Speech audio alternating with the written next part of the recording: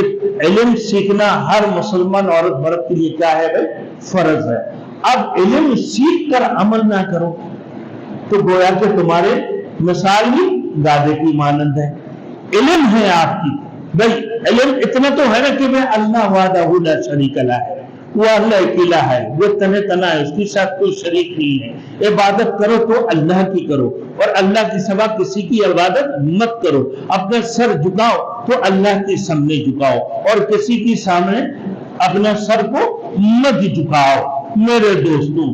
تو پھر میرے دوستوں، آپ تمہارے اندر علم ہونے کے باوجود بھی تم کسی مدار کے سامنے جا کر سر جھکا دو، تم کسی بابا کے سامنے جا کر سر جھکا دو اور کسی کو سجدہ کر لو، کسی کی قدم بوسی کر دو، مداروں کی قدم بوسی کر لو۔ علم ہونے کے باوجود بھی تم عمل نہ کرو، علم ہونے کے باوجود بھی تم نماز نہ پڑھو، علم ہونے کے باوجود بھی تم سنت کے مطابق نہ چلو، علم ہونے کے باوجود بھی تم رسول مقبول صلی اللہ علیہ وسلم سے دور ہو جاتے ہو، تو اس کی مثال کیا ہے؟ گادے کی مثال ہے۔ حضرت موسیٰ علیہ السلام کے دور میں بلند البور کہ بھائی اس دور کی جو بہت بڑے اللہ کا ولی تھا، بہت بڑے اللہ کا ولی تھا، اللہ نے اس کو کتے کی مثال پیش کی ہے۔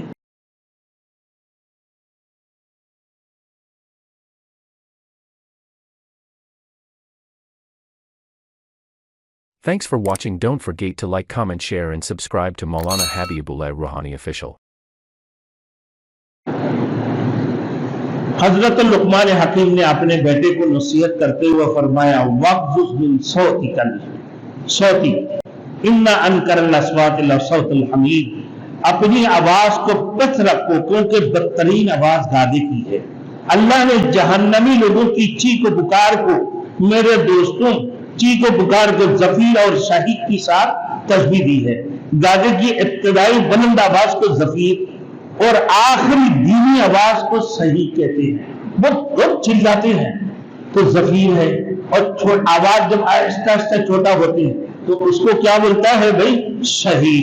تو اب جو ہے نا گادے کی آواز میں مثال، تو جہنم کی آواز بھی میرے دوستوں گادے زفیر اور شہیق کے ساتھ تشبیہ دی ہے گادے کی آواز کو۔ اب آئیے میرے دوستوں، شیخ سعدی نے کہا کہ بھائی نہ وہ تحقیق کرنے والے بنے نہ ان میں عقل مندی کی بات آئی، بس وہ گادے کی مانند ہے جن پر کتاب لدی ہے۔ بعض حضرات نے یہ بھی کہا میرے دوستوں کہ گادے کی آواز نکالو نہ، آگے گادے کی آواز نکالو، کوئی نہ کوئی مددگار مل ہی جائیں گے۔ کہ گادے کی آواز نکالو کوئی نہ کوئی مددگار نہیں، کیونکہ کتاب کا دفتر بند ہو کیونکہ اٹھانے کے لیے گادہ تو مل ہی جائے گا۔ شیخ سعدی رحمۃ اللہ علیہ نے کہ بھائی گادے کی جیسے آواز نکالو کوئی نہ کوئی مل ہی جائے گا، اور پھر اس کی بات آگے کتاب کے دفتر بنا لو کہ تمہیں اس کتاب کو اٹھانے کے لیے گادہ تو مل ہی جائے گا۔ اب آخری میرے دوستوں آج کی باتوں کے اندر وقت بھی ہو گئے کہ بھائی سب سے بڑھ کر بات ہے علم۔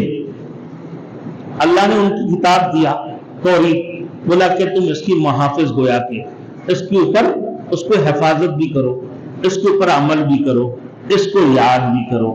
اسی طریقے سے یہ مثال میرے دوستو پورے امت کے لیے ہے کہ اللہ رب العزت نے تمہیں بھی قرآن عطا فرمایا، پھر آپ قرآن کی علم سیکھتے ہو اور پھر رسول کی حدیث کو سیکھتے ہو۔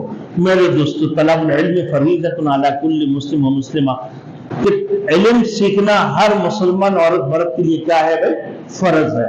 اب علم سیکھ کر عمل نہ کرو تو گویا کہ تمہارے مثال ہی گادے کی مانند ہے۔ علم ہے آپ کی بھائی، علم اتنا تو ہے نا کہ میں اللہ وحدہ لا شریک لہ ہے، وہ اللہ اکیلا ہے، وہ تنہ تنہا ہے، اس کے ساتھ کوئی شریک نہیں ہے۔ عبادت کرو تو اللہ کی کرو اور اللہ کے سوا کسی کی عبادت مت کرو۔ اپنا سر جھکاؤ تو اللہ کے سامنے جھکاؤ اور کسی کے سامنے اپنا سر کو مت جھکاؤ میرے دوستوں۔ تو پھر मेरे दोस्तों, आप तुम्हारे अंदर इल्म होने के बावजूद भी तुम किसी मदार के सामने जाकर सर झुका दो, तुम किसी बाबा के सामने जाकर सर झुका दो और किसी को सिजदा कर लो, किसी की कदम बुसी कर दो, मदारों की कदम बुसी कर लो। इल्म होने के बावजूद भी तुम अमल ना करो, इल्म होने के बावजूद भी तुम नमाज ना पढ़ो, इल्म होने के बावजूद भी तुम सुन्नत के मुताबिक ना चलो, इल्म होने के बावजूद भी तुम रसूल मुहम्मद सल्लल्लाहु अलैहि वसल्लम से दूर हो जाते हो, तो इसकी मिसाल क्या है? गाधे की मिसाल है।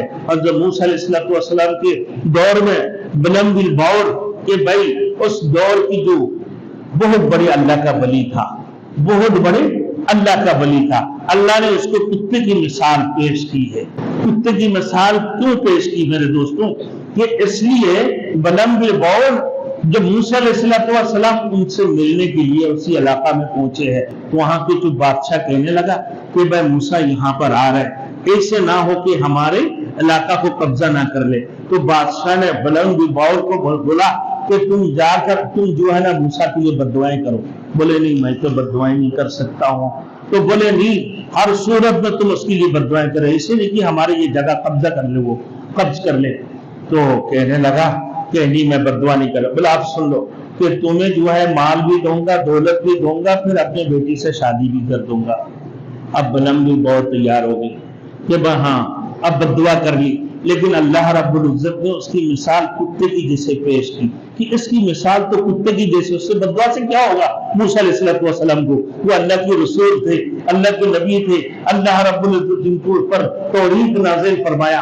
मेरे दोस्तों, उस बलम बिल बौर से अल्लाह का एक वली था, तो उससे क्या हो जाएगा मेरे दोस्तों? मगर उसने अपने औरत की चक्कर में और माल और दौलत की चक्कर में आकर गलत काम की है ना मेरे दोस्तों, तो ये गोया के मिसाल कुत्ते की पेश कर दी है।